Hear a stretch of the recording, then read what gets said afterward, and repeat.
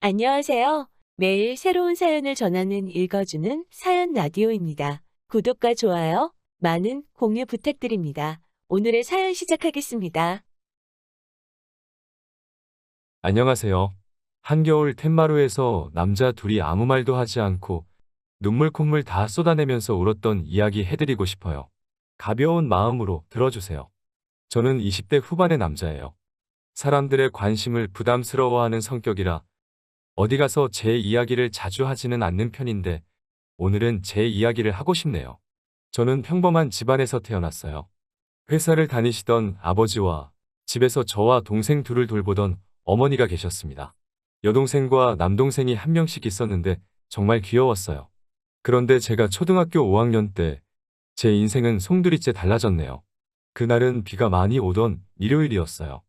당시 저희 가족은 서울에 살고 있었는데 멀지 않은 곳에서 어머니 친척분의 결혼식이 있었지요.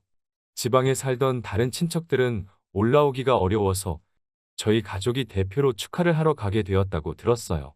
일기예보와는 다르게 아침부터 비가 장대같이 쏟아지자 어머니는 아버지께 둘이서만 다녀오자고 하셨지만 어머니 친척분이 아이들도 오랜만에 보고 싶으니 꼭 데리고 오라고 성화를 부리시더래요. 그리고 그날 결혼식에서 돌아오는 길에 교통사고를 당하셨어요. 만취한 대학생들이 몰던 승용차가 부모님이 운전하시던 차를 들이받았고 그렇게 부모님의 차는 반파되어 부모님은 그 자리에서 돌아가셨어요. 덩치가 작았던 동생들도 응급실에 도착했지만 얼마 버티지 못하고 세상을 떠났고 저만 살아남았습니다. 말 그대로 천혜고아였지요. 부모님은 당시 사망보험도 없으셨기 때문에 제게 주어진 건 살던 집의 전세 보증금과 어머니가 들어두신 얼마의 적금이 다였다고 훗날 이모에게 들었습니다. 아무튼 그래도 다행스럽게도 외할아버지가 저를 거둬주시겠다 하셨어요. 초등학생이었던 저에게는 거액이나 다름없었던 보증금과 적금을 외할아버지께 맡기고 외할아버지가 사시던 부산으로 이사를 했어요. 초등학교 졸업을 1년 남기고 전학을 갔기 때문에 적응이 쉽지는 않았지만 그래도 이래저래 해내고 있었습니다.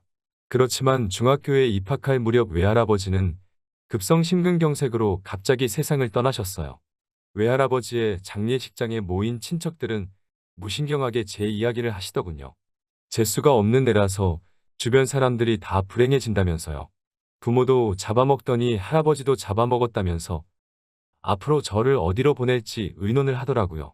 당시 저는 될 대로 되라는 식이었습니다. 그저 고아원에만 버리지 말아줬으면 하는 마음이었달까요. 장례식이 끝나고 처음 간 곳은 이모의 집이었어요. 친척들 중에서 그래도 형편이 제일 낫다는 이유로 저를 도맡게 된 거지요. 당시에 이모부는 작은 사업을 하고 계셨거든요. 하지만 잘못된 보증으로 사업이 한순간에 망하게 되었고 그 이후로 이모부는 거의 알코올 중독자만큼 술에 취해 사셨어요. 이모와 이모부는 하루가 멀다하게 다투기 시작했고 전 그 두 분의 화풀이 대상이나 마찬가지였죠. 하루는 제 면전에다 대고 넌 부모 따라가지 왜 혼자 남아가지고 여러 사람 불편하게 하냐고 하시더군요. 그나마 이모는 그런 이모부에게 애한테 무슨 소리냐고 화를 내긴 했지만 결국 며칠 지나지 않아 이번엔 작은 아버지의 집으로 보내졌어요. 작은 아버지는 말수가 적으시고 무심한 성격이세요. 반면에 작은 어머니는 매사에 깐깐하시고 예민하신 분이셨어요. 그 집에는 저보다 2살 어린 여자아이가 있었고요. 그 애는 처음부터 저를 오빠라고 부르며 굉장히 잘 따르더라고요. 하지만 어느 날 우연히 방 안에서 새어나오는 작은 어머니와 여동생의 대화를 듣고 충격을 받았어요. 작은 어머니는 여동생에게 제가 어디를 만지거나 하지는 않았는지 이상한 걸 시키지는 않았는지 말도 안 되는 걸 추궁하고 계시더군요. 그때 고작 중학생이었던 저를 어떤 괴물로 보셨던 걸까요? 아무튼 그 대화를 듣고 나니 여기 계속 있다가는 말도 안 되는 누명이라도 쓰겠다 싶은 생각이 들더군요. 어렵사리 작은 아버지에게 다른 곳으로 가고 싶다고 말씀을 드렸더니 뭐 크게 반대하지 않고 알아보겠다 하셨어요. 그러곤 얼마 지나지 않아 이번엔 외삼촌 댁으로 갔어요. 외삼촌 부부는 좋은 분들이셨지만 그 집에는 이미 아이가 셋이었기 때문에 제가 버티고 있을 만한 상황이 못 되더라고요. 뭐 아무튼 어디에서도 환영받지 못하는 사람이었습니다. 어른들이 큰 소리를 낼 때면 나 때문에 그러나라는 생각이 가장 먼저 들었기 때문에 하루도 마음 편히 지내지 못했던 것 같아요. 저는 그렇게 부산에서 안양으로, 다시 안양에서 청주로 계속해서 이사를 다녀야만 했어요. 말 그대로 친척집을 전전하며 살았네요. 덕분에 전학 또 전학의 연속이었고 어느 학교에서도 제대로 친구 한 명 사귀기가 어려웠어요. 하지만 그러는 동안에도 성적은 전교 1등을 놓쳐본 적이 없습니다. 집에는 들어가기 싫고 돈이 없으니 달리 갈 곳도 없었기 때문에 도서관에서 살다시피 시간을 보냈거든요. 그리고 작은 고모 할머니의 댁에서 눈칫밥을 먹으며 지내던 중학교 3학년 1학기의 여름날이었어요. 사돈의 팔촌이라고 표현할 수 있을 만큼 먼 친척이 저를 데려가고 싶다고 왔더군요. 양자로 드리고 싶다고요. 당시에 작은 고모 할머니께서 저를 노골적으로 귀찮아하셨기 때문에 이렇게 저렇게 따지지도 않으셨어요. 그럼 그렇게 하세요라고 하시더라고요. 작은 방에서 대화를 엿듣고 있던 저는 그 상황에 대해서 달리 비관적이지도 낙관적이지도 않았어요. 그저 계속해오던 이사를 한 번 더 하게 되었구나 정도로 생각했어요. 하지만 그 이후로 제 인생은 180도 달라졌어요. 양부모님은 당시 대전에 살고 계셨어요. 집에 도착하니 작은 마당이 있었어요. 마당 한 구석에는 작은 텃밭이 있었고 변화하는 계절을 확인하기 충분할 만큼의 꽃과 나무도 심어져 있었습니다. 현관문을 열어주시던 양어머니의 모습이 지금도 생각이 나요. 화사한 꽃무늬 앞치마를 앞에 걸치고는 현관을 열면서 생각보다 일찍 왔다며 어서 들어오라고 하시던 양어머니에게선 뭔가 포근한 분냄새 같은 게 났어요. 집 안으로 들어서자 강아지 한 마리가 꼬리를 흔들고 있었고 집안에는 빵집에서나 맡을 법한 가꾸운 빵 냄새가 나고 있었어요. 마치 너의 인생은 이제 달라질 거야라고 누군가 말하고 있는 것처럼 마음속에서 희망이랄까 좋은 기운이 느껴졌어요. 거실에 앉아 어색한 시간이 흐르고 있었어요. 저는 조심스레 용기 내어 해를 끼치고 싶지 않으니 아르바이트라도 해서 생활비를 보태겠다고 말씀드렸어요. 사실 친척집을 전전할 때마다 늘 너한테 들어가는 돈이 얼만지 아냐는 말을 들었거든요. 말로 하지 않으면 반찬으로 차별을 한다던가 어디서 주워온 옷이나 신발을 준다던가 하는 시기였어요. 지금도 그때를 생각하면 조금 슬퍼지네요. 아무튼 그런 경험이 있었기 때문에 중학교를 졸업하면 돈을 벌어야겠다고 생각하고 있었거든요.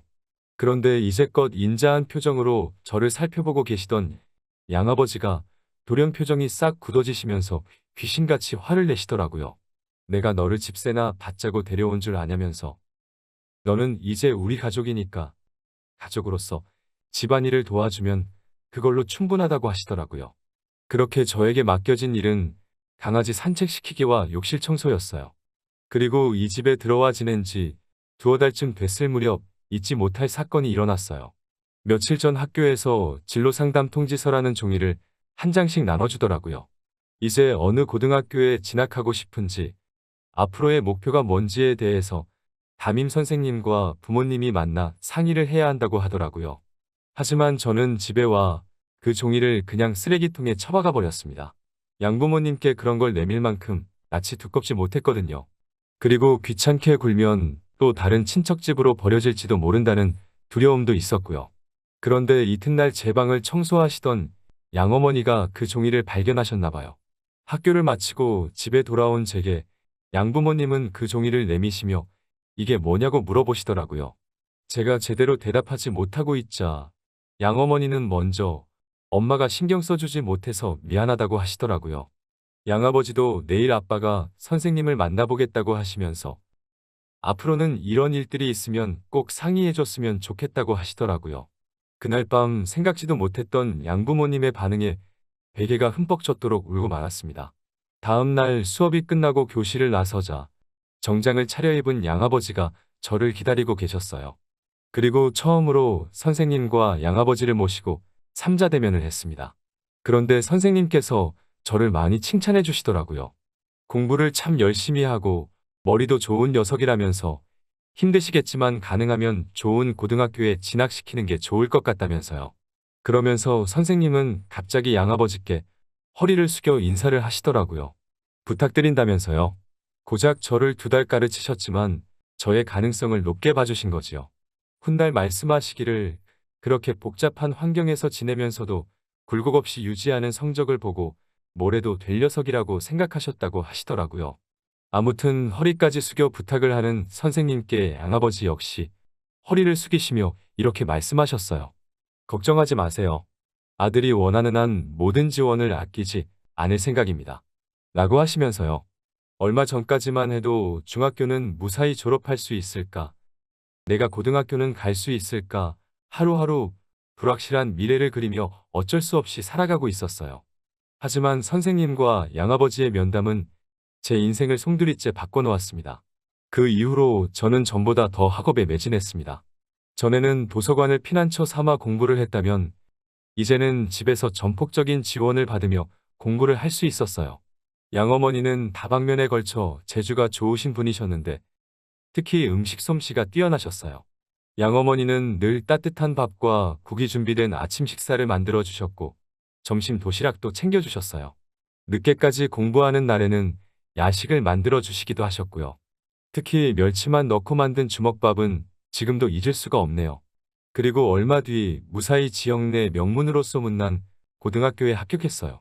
합격을 확인하자 양부모님은 갑자기 제 곁에서 눈물을 보이셨어요.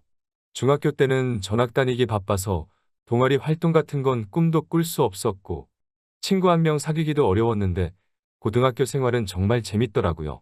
다른 남자애들은 어렸을 때 태권도 정도는 한 번쯤 배워봤다고 하지만 저는 운동은 한 번도 배워본 적이 없었기 때문에 검도부 활동을 시작했어요. 사실 가벼운 마음으로 시작한 동아리 활동이었는데 생각과는 달리 단순히 동아리실에 모여 연습만 하는 게 아니라 대회도 나가야 하더군요.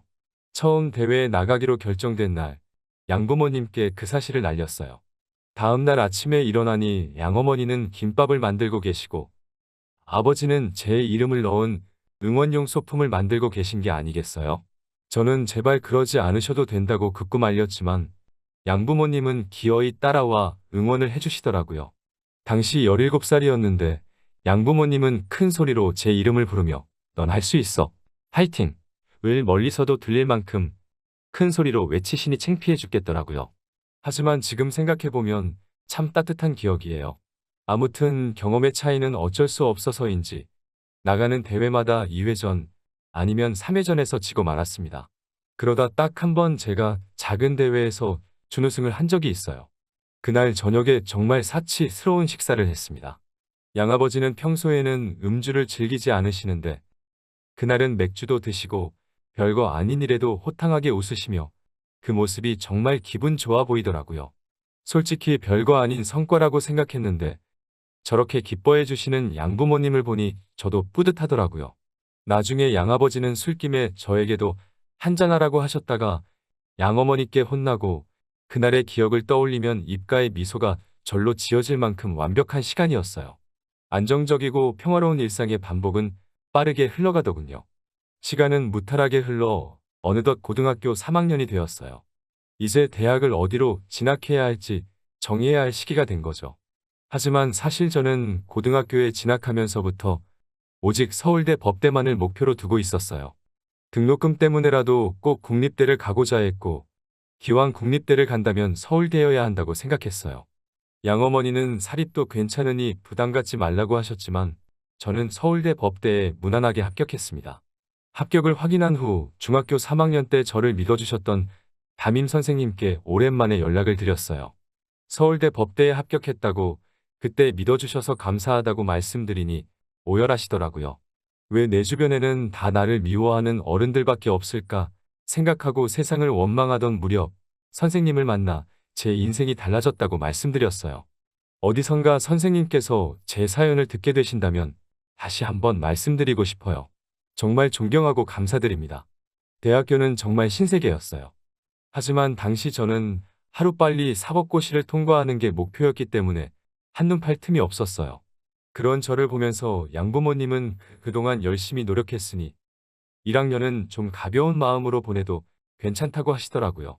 공부도 좋지만 노는 것도 중요하다고 말씀하시면서요. 여자친구도 사귀어서 집에 좀 데리고 오라고 하시고요. 그런데 제가 2학년이 되고 얼마 지나지 않아 너무나 슬프고 충격적인 일이 벌어졌습니다. 갑자기 양어머니가 쓰러지신 겁니다.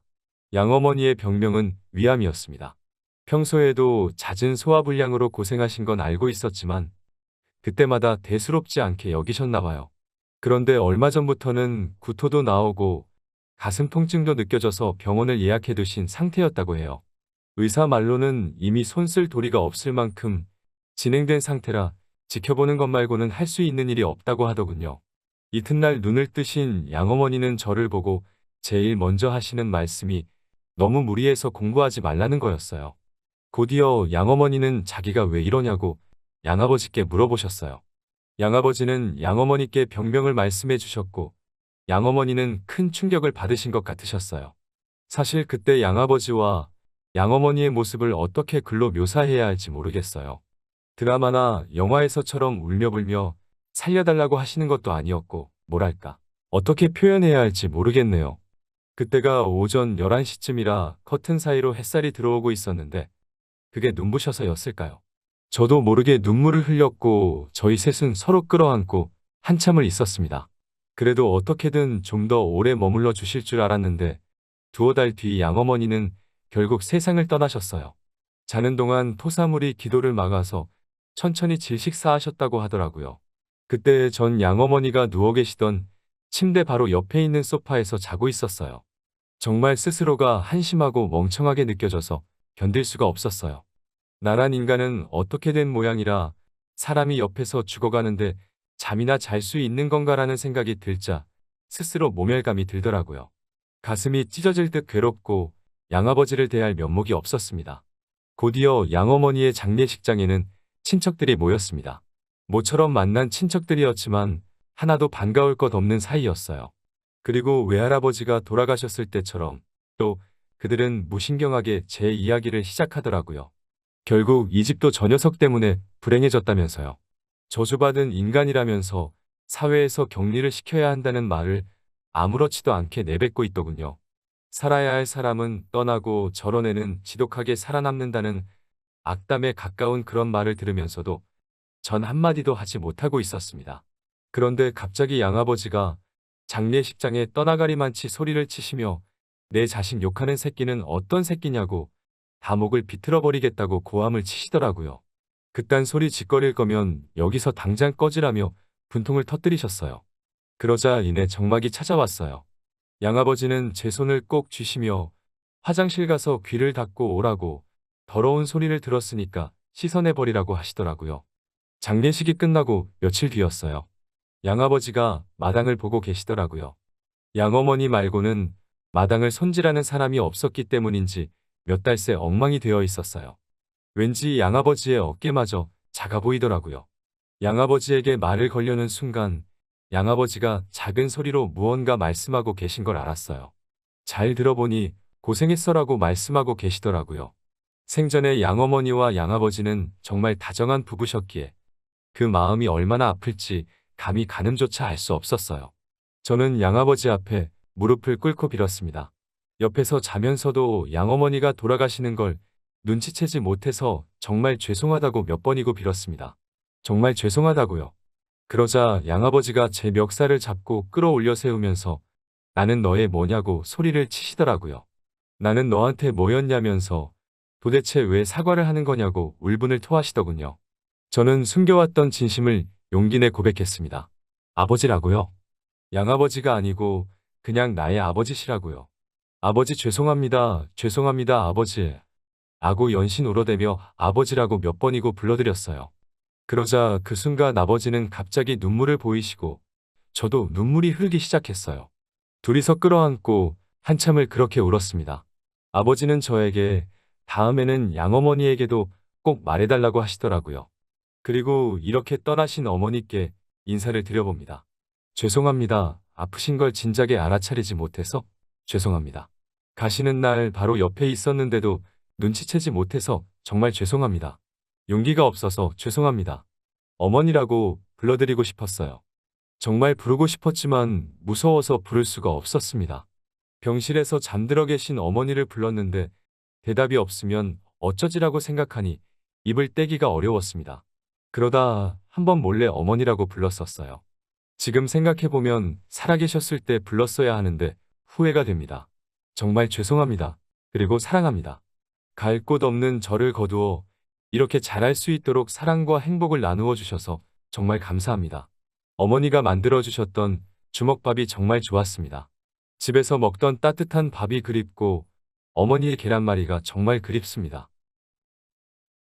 오늘의 사연은 여기까지입니다. 사랑하는 가족들에게 하고 싶은 이야기가 있다면 너무 늦기 전에 해보시는 건 어떨까요? 긴 사연 들어주셔서 감사합니다. 긴 이야기 들어주셔서 감사합니다. 오늘의 사연은 여기까지입니다.